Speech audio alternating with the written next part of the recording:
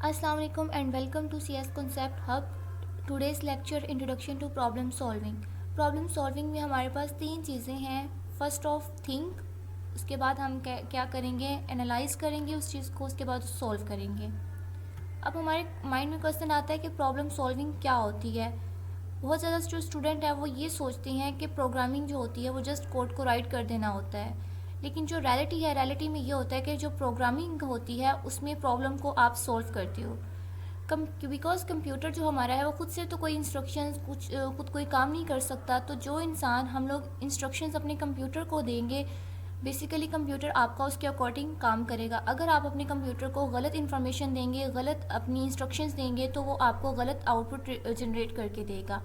So programming is about solving real world problem. आप क्या करते हो, प्रॉब्लम को जो रियल वर्ल्ड में एग्जिस्ट कर रही होती है उसको सॉल्व आउट करते हो लॉजिकल स्टेप्स को यूज़ करते हुए. और जो आपकी प्रॉब्लम सॉल्विंग है एक फाउंडेशन होती है प्रोग्रामिंग स्किल्स के अंदर. अब हमारे पास नेक्स्ट क्वेश्चन ये आता है कि प्रॉब्लम सॉल्विंग क्या होती है. प्रॉब्लम सॉल्विंग बेसिकली आपके पास एक स्ट्रक्चर होता है जिसमें आप प्रॉब्लम को एनालाइज कर रहे होते हो और देन एनालाइज करने के बाद आप एक्यूरेट सोल्यूशन को फाइंड आउट करते हो. और हमारे पास जो प्रोग्रामिंग होती है वो एक टूल होती है और जो प्रॉब्लम सॉल्विंग है वो हमारे पास क्या है, स्किल है. अब प्रोग्रामिंग टूल्स के मुराद क्या है कि आप डिफरेंट प्रोग्रामिंग लैंग्वेजेस का इस्तेमाल कर सकते हो. अगर आपकी प्रॉब्लम सॉल्विंग क्या है बहुत अच्छी है, आपको प्रॉब्लम को देख के आइडेंटिफाई करना आता है कि इसका सोल्यूशन क्या हो सकता है, आप इजीली आइडेंटिफाई कर सकते हो, तो देन आप किसी भी प्रोग्रामिंग लैंग्वेज के अंदर क्या कर सकते हो, काम कर सकते हो.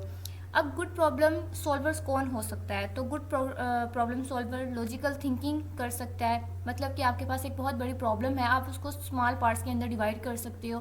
उसके अलावा क्रिएटिविटी हो सकता है. क्रिएटिविटी मतलब कि एक चीज़ ऑलरेडी एग्जिस्ट कर रही है लेकिन वो कुछ उसके अंदर चेंजिंग करके अपनी क्रिएटिविटी अपने माइंड से उस चीज़ प्रॉब्लम को सॉल्व आउट कर सकता है. पेशेंस में ये आ जाता है कि अगर आपने एक प्रॉब्लम उसके सोल्यूशन की तरफ जा रहे हैं तो आपके पास फर्स्ट टाइम में वो अटैम्प्ट नहीं हुई, आप उसके सोल्यूशन को बेहतर फाइंड आउट नहीं कर पाए, देन आप क्या करोगे, नेक्स्ट पे मूव कर जाओगे, नेक्स्ट दोबारा ट्राई करोगे. अगर सेकंड टाइम भी ये ऐसा नहीं होता तो आप थर्ड टाइम ट्राई करोगे. लेकिन इसमें ये होता है कि आपको अलॉट ऑफ पेशेंस आपके पास होना चाहिए. अगर आपके पास पेशेंस नहीं होगा तो आप क्या करोगे, इस चीज़ को नहीं सॉल्व कर पाओगे. उसके बाद आपके पास आ जाता है एनालिटिक स्किल्स. आपके पास एनालिटिक स्किल्स होनी चाहिए जिसमें आप क्या करोगे, सिचुएशन को केयरफुली एनालिसिस करोगे, उसके बाद और डिफरेंट अप्रोचेस पे पहुंच जाओगे. ये जितनी भी क्वालिटीज़ होती हैं ये बहुत ज़्यादा ज़रूरी होती हैं एक अच्छे प्रोग्रामर बनने के लिए. अब नेक्स्ट हमारे पास आती हैं स्टेप्स ऑफ प्रॉब्लम सॉल्विंग. आप किन स्टेप्स को फॉलो करके अपनी प्रॉब्लम को सॉल्व कर सकते हैं. तो फर्स्ट ऑफ थिंग आ जाती है अंडरस्टैंड दी प्रॉब्लम. एंड आपने प्रॉब्लम को क्या करना है, अंडरस्टैंड करना है, उसके बाद एनालाइज करना है उस प्रॉब्लम को, उसके बाद plan the solution, implement the solution, test the solution, refine and optimise. तो हम इसको ब्रीफली एक्सप्लेन करते हैं. अंडरस्टैंड दी प्रॉब्लम को सबसे पहले आपने बहुत अच्छे तरीके से अंडरस्टैंड करना है कि बेसिकली आपकी प्रॉब्लम क्या है. तो आइडेंटिफाई करना है कि बेसिकली इनपुट क्या है, आप इनपुट क्या देना चाह रहे हो और उससे आउटपुट की क्या डिमांड कर रहे हो. इनपुट से हम रियल लाइफ में एग्जांपल ले लेते हैं. हमारे पास दो वेरिएबल्स हैं. ए में आपके पास आ जाता है, ए में आप वैल्यू देते हो 13 और बी में वैल्यू देते हो 2. तो आप इन दोनों में इनपुट दे रहे हो और आप इनमें से कह रहे हो कि ए ग्रेटर बी, तो आप एज अ इनपुट इसको दे रहे हो. अब आप उम्मीद कर ये रख रहे हो, आउटपुट की डिमांड ये कर रहे हो कि इसमें से जो ग्रेटर वन होगा वो आपको रिटर्न करें. तो हमारे लिए बहुत मेन फोकस ये है कि हमने सबसे पहले अपनी जो रिक्वायरमेंट है उसको अंडरस्टैंड करना है और उसके अंदर जो कंसंट्रेंट्स हैं, मतलब रूल्स रेगुलेशन या लिमिटेशंस लगाई हैं, उसको क्या करना है, फुलफिल देखना है कि कौन सी चीज़ उसमें फुलफिल हो रही है या नहीं हो रही.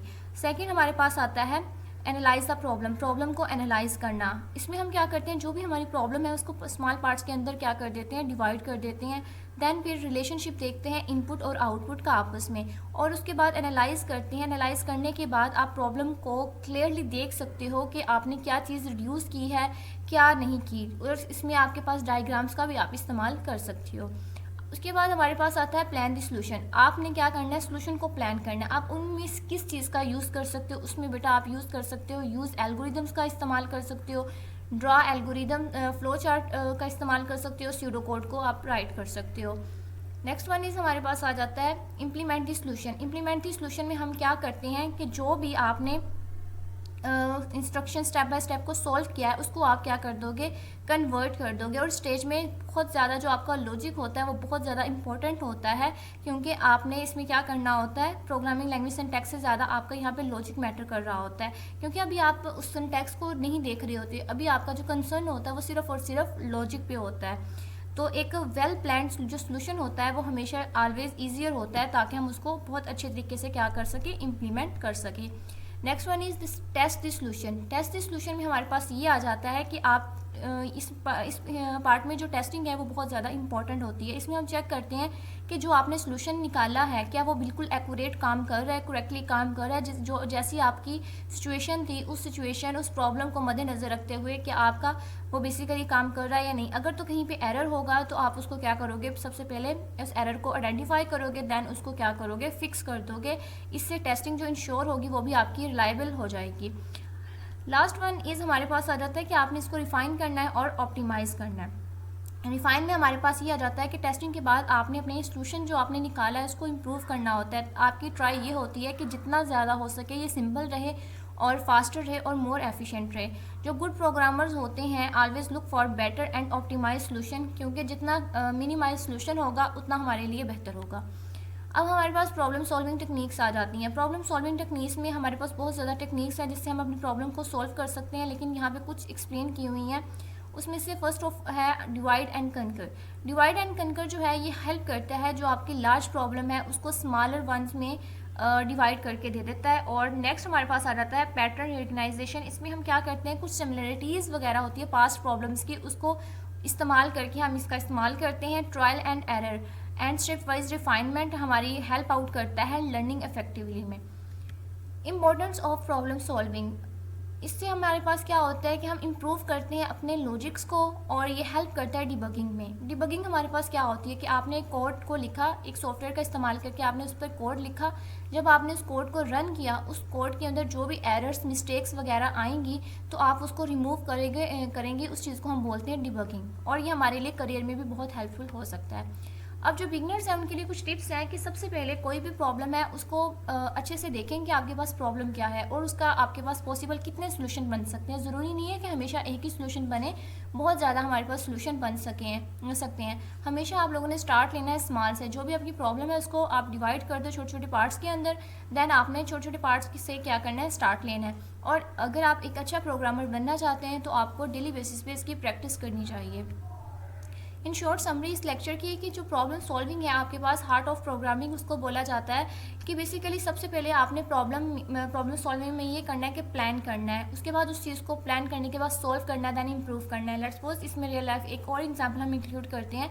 अगर आपने ट्रिप पे जाना है, लाहौर से हम स्कर्दू जाना चाहते हैं, तो सबसे पहले आप ऐसे ही तो नहीं जा सकते ना, तो प्रॉपर आप एक प्लान बनाएंगे, देन आप क्या करेंगे, वहाँ पे जाएंगे। So same as it is ही हम प्रॉब्लम सॉल्विंग के अंदर करते हैं। हम डायरेक्ट से कोड नहीं लिखना स्टार्ट करते, बल्कि प्रॉपर अपनी प्रॉब्लम को देखते हैं कि प्रॉब्लम हमारी क्या है, देन उसके डिफरेंट टूल्स का इस्तेमाल करके उसके सोल्यूशन की तरफ बढ़ते हैं, देन जाके फिर हम उस प्रॉब्लम को सॉल्व आउट करते हैं, कोड लिखते हैं।